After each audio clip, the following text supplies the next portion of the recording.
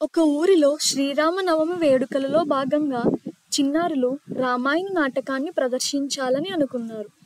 అందులో సీత పాత్రను గీత అనే ఒక చిన్నారి పోషించనున్నది. ఒకసారి గీత నాటకంలోని కథను చదువుతుండగా సీతారాముల గురించి తెలుసుకోవాలని కుతూహలపడుతుంది.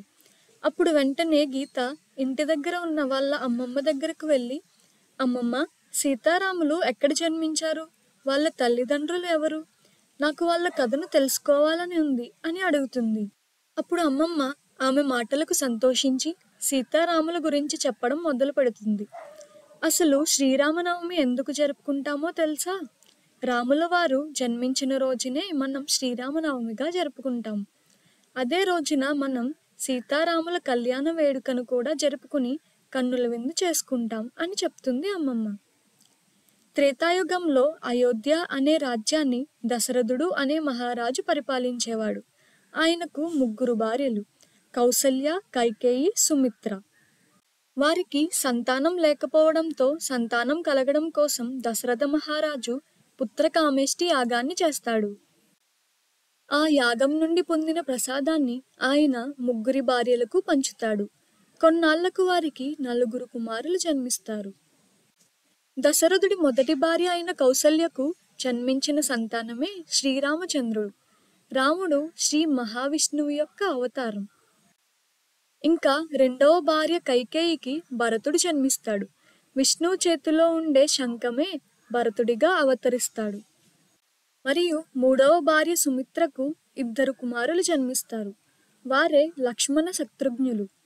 విష్ణువు సేద తీరే ఆదిశేషుని అవతారమే లక్ష్మణుడు. ఇంకా విష్ణువు చేతిలో ఉండే సుదర్శన చక్రమే శత్రుఘ్నుడిగా జన్మిస్తాడు.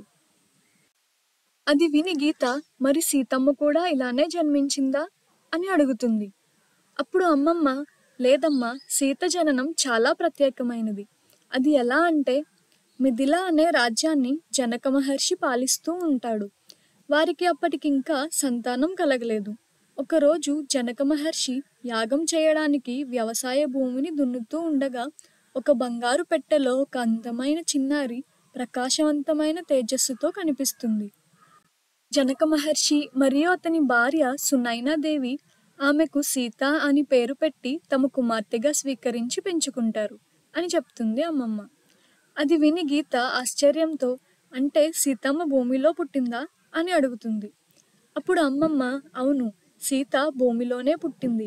ఆమె విష్ణుమూర్తి భార్య అయిన శ్రీ మహాలక్ష్మి యొక్క అవతారం.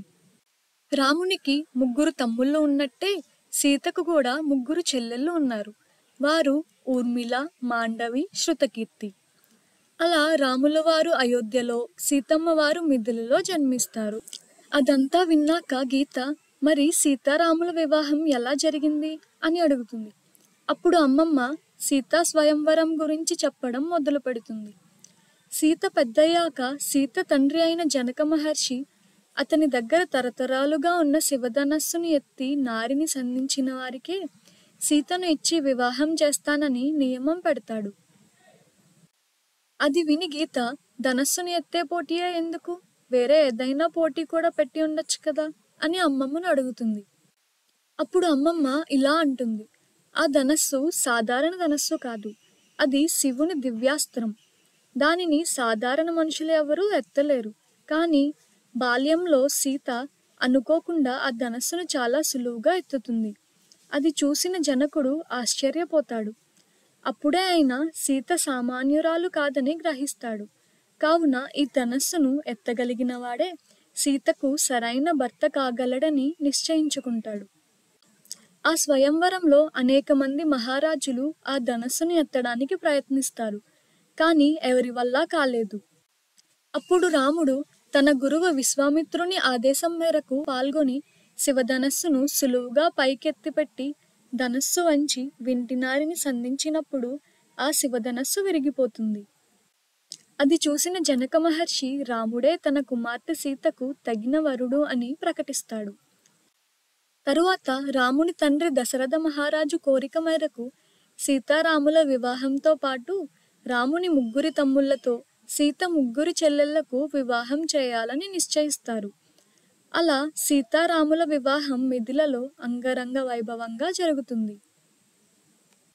ఆ కథ అంతా విన్న గీత అమ్మమ్మకు ధన్యవాదాలు చెప్పి ఆ కథను వాళ్ళ నాటకంలో స్నేహితులందరికీ కూడా చెప్తానని అక్కడి నుండి వెళ్ళిపోతుంది.